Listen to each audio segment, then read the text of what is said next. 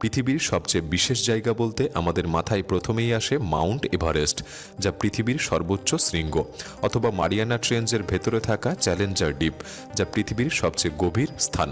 নিঃসন্দেহে পৃথিবীর এইসব সর্বোচ্চ বা গভীরতম জায়গা হওয়াটা নিজেই এক বিশাল কীর্তি। কিন্তু আজকের এই ভিডিওতে আমরা এমন কিছু জায়গা আপনাকে দেখাবো যেগুলি হয়তো পৃথিবীর সবচেয়ে উঁচু বা সবচেয়ে গভীর নয়, তবু এরা এতটাই অদ্ভুত, রহস্যময় আর অনন্য যেন সেখানে দাঁড়ালে মনে হবে পৃথিবী বুঝি এখানেই শেষ হয়ে গেছে।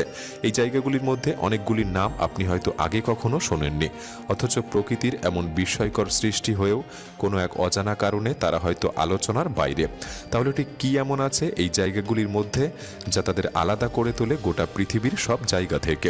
আর কেনই বলা হয় এগুলি পৃথিবীর সবচেয়ে অনন্য স্থান, যে রহস্য আজও মানুষকে বিচলিত করে রেখেছে? তাই ভিডিওটি সম্পূর্ণ দেখার অনুরোধ রইল। আর নতুন বন্ধুরা অবশ্যই পাশে থাকা সাবস্ক্রাইব লেখাটি প্রেস করে বেল আইকনের অল অপশন সিলেক্ট করুন। Marble cathedral. চিলি এমন একটি দেশ যেখানে প্রকৃতি যেন নিজ হাতে শিল্পকর্ম গড়ে তুলেছে। সেই প্রাকৃতিক বিষয়গুলির মধ্যেই অন্যতম হল মার্বেল ক্যাথেড্রাল। একটি নয় বরং অসংখ্য মার্বেল গুহার সমন্বয়ে তৈরি এক আশ্চর্য জগৎ। এই গুহাগুলি প্রায় ৬,০০০ বছর পুরনো বলে মনে করা হয়। বিজ্ঞানীদের মতে বহু বছর আগে এই অঞ্চলে আগ্নেয়গিরির তীব্র তাপ ও চাপের কারণে মার্বেল পাথরের সৃষ্টি হয়। পরবর্তীতে দীর্ঘ সময় ধরে হ্রদের জল ও ঢেউয়ের আঘাতে সেই শক্ত পাথর ক্ষয়ে ক্ষয়ে এমন নিখুঁত আকার ধারণ করে, যা আজও নিজ চোখে না দেখলে বিশ্বাস করাই যায় না। গুহাগুলির ভেতরের দেওয়াল মূলত নীল ও সবুজ রঙের, তবে আশ্চর্যের বিষয় হলো আবহাওয়া ও জলের গভীরতার উপর নির্ভর করে এই রং প্রতিনিয়ত বদলাতে থাকে। পাশের হ্রদের নীল সবুজ জল যখন মার্বেল দেওয়ালে প্রতিফলিত হয় তখন পুরো গুহা যেন হীরের মতো ঝলমল করে ওঠে। জলস্তর যখন বেশি থাকে, অর্থাৎ হাই টাইডের সময়, তখন গুহার দেওয়ালগুলি আরও উজ্জ্বল নীল রঙে ভরে ওঠে। এই দৃশ্য দেখে অনেকেরই মনে হয় যেন তারা কোনো ভিন গ্রহের ভেতরে দাঁড়িয়ে আছে। যদিও সারা বছরই পর্যটকেরা এখানে আসেন, তবে এই জায়গায় পৌঁছানো মোটেও সহজ ব্যাপার নয়, কারণ মার্বেল ক্যাথেড্রাল যাওয়ার একমাত্র উপায় হলো ছোট নৌকা করে জলপথে। এই দুর্গমতায় হয়তো এই জায়গাটিকে আজও তুলনামূলকভাবে রহস্যময় করে রেখেছে। গোকটা জলপ্রপাত। পৃথিবীতে অসংখ্য উঁচু ও মনোমুগ্ধকর জলপ্রপাত রয়েছে, কিন্তু অধিকাংশ ক্ষেত্রেই একটি সমস্যা থেকে যায় অতিরিক্ত ভিড়। ভিড়ের চাপে প্রাকৃতিক সৌন্দর্য উপভোগ করাটাই কঠিন হয়ে পড়ে। কিন্তু পেরুর গোকটা জলপ্রপাত ঠিক তার ব্যতিক্রম। এই জলপ্রপাতটি এমন এক পাহাড়ি অরণ্যের মধ্যে অবস্থিত যেখানে পৌঁছাতে গেলে দীর্ঘ পথ হেঁটেই যেতে হয়। সহজ রাস্তা নেই, যানবাহনের সুবিধা নেই, তাই এখানে পৌঁছানো সবার পক্ষে সম্ভব নয়। আর ঠিক এই কারণেই এখানে গেলে ভিড় তো দূরের কথা, অনেক সময় কোনো মানুষকেই চোখে পড়ে না।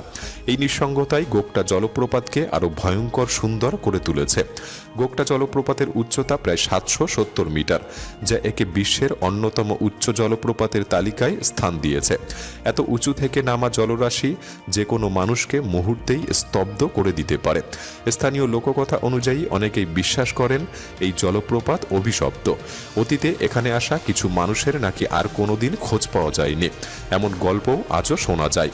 যদিও এর পেছনে নিশ্চিত বৈজ্ঞানিক কোনো ব্যাখ্যা নেই, তবুও এই রহস্যই গোকটা জলপ্রপাতকে ঘিরে ভয়ের আবহ তৈরি করে রেখেছে।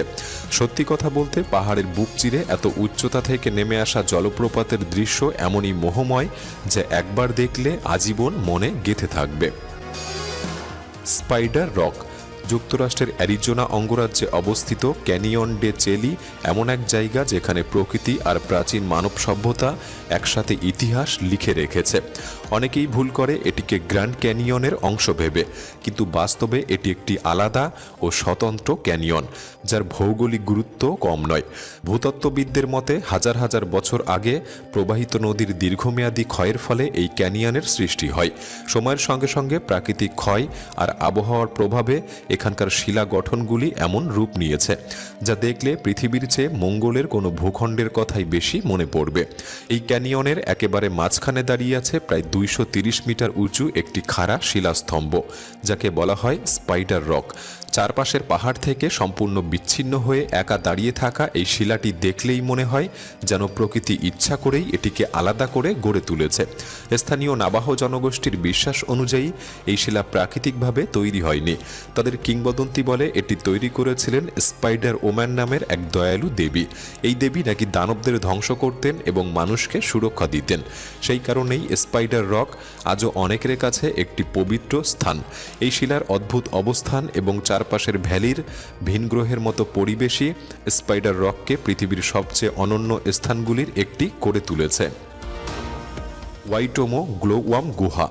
নিউজিল্যান্ডের ওয়াইটোমো গ্লোওয়াম গুহার ভেতরে ঢুকলেই মনে হবে যেন রাতের আকাশ ভেঙে পড়ে পৃথিবীর নিচে নেমে এসেছে। গুহার ছাদ জুড়ে অসংখ্য ছোট ছোট আলোর বিন্দু এমনভাবে জ্বলজ্বল করে যা দেখতে একেবারে তারাভরা আকাশের মতো মনে হয়। এই আলো আসলে কোনো জাদু নয়, বরং আরাকোনা ক্যাম্পা লুমিনোসা নামের এক বিশেষ ধরনের গ্লোওয়ার্মের কারণে তৈরি হয়। একসময় এদের সাধারণ পোকামাকড় ভাবা হতো, কিন্তু পরে জানা যায় এরা আসলে নিউজিল্যান্ডে পাওয়া এক ধরনের মাছের লার্ভা, যা পৃথিবীর আর কোথাও নেই। এই গ্লোওয়ার্মগুলি একটি রাসায়নিক প্রক্রিয়ার মাধ্যমে আলো উৎপন্ন করে, ঠিক যেমন জোনাকি পোকা আলো জ্বালায়। এদের শরীর প্রায় স্বচ্ছ এবং তারা চারপাশে চিটচিট জাল তৈরি করে। এই জালে যখন সামান্য নড়াচড়া হয় তখন আলোটা কাঁপতে থাকে, যা পুরো দৃশ্যকে আরও রহস্যময় করে তোলে। এই আলো তৈরি করার মূল উদ্দেশ্য হলো শিকার ধরা। ছোট পোকামাকড় আলোতে আকৃষ্ট হয়ে জালে আটকে যায়। সবচেয়ে আশ্চর্যের বিষয় হলো শুধুমাত্র ক্ষুধার্ত গ্লোওয়ার্মই আলো তৈরি করে। একবার খাবার পেয়ে গেলে তারা আলো তৈরি করা বন্ধ করে দেয়। এই কারণেই ওয়াইটোমো গুহার ভেতরের আলো কখনো উজ্জ্বল, কখনো আবার ম্লান হয়ে যায়, যেন গুহাটাই একেবারে জীবন্ত। সন ডুয়ং গুহা। ভিয়েতনামে অবস্থিত সন ডুয়ং গুহাকে বর্তমানে পৃথিবীর সবচেয়ে বড় গুহা হিসেবে ধরা হয়। এই গুহার ভেতরে যদি কোনো ভবন তৈরি করা হতো তাহলে সেখানে অনায়াসেই 30 তলার বেশি উঁচু বিল্ডিং তৈরি করা যেত। গুহাটির ভেতরের উচ্চতা প্রায় 200 মিটার এবং এর মধ্যে দিয়ে গভীর খাত কেটে প্রবাহিত হয়েছে একাধিক নদী। সন ডুয়ং আসলে একা নয়, এটি একটি বিশাল গুহা ব্যবস্থার অংশ, যেখানে মোট প্রায় 150টি বড় ও ছোট গুহা রয়েছে। এই গুহাগুলির ভেতরের পথ প্রায় 9 কিলোমিটার দীর্ঘ এবং পুরো এলাকাটি এমন জটিল যে গাইড ছাড়া প্রবেশ করাকে অত্যন্ত ঝুঁকিপূর্ণ ধরা হয়। এখানকার অনেক পথ এতটাই বিপজ্জনক ও দুর্গম যে আজও গুহার প্রায় 60% অংশ সম্পূর্ণ অনাবিষ্কৃত রয়ে গেছে। সন ডুয়ং গুহার ভেতরে রয়েছে বিরল প্রাণী, অদ্ভুত উদ্ভিদ এবং এমন কিছু ঔষধি গাছ যাদের ইতিহাস লক্ষ লক্ষ বছর পুরনো।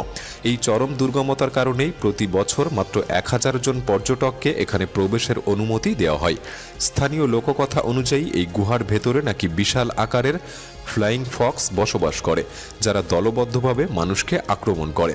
অনেক পর্যটক আবার দাবি করে গুহার গভীর থেকে অজানা ভয়ঙ্কর শব্দ ভেসে আসে।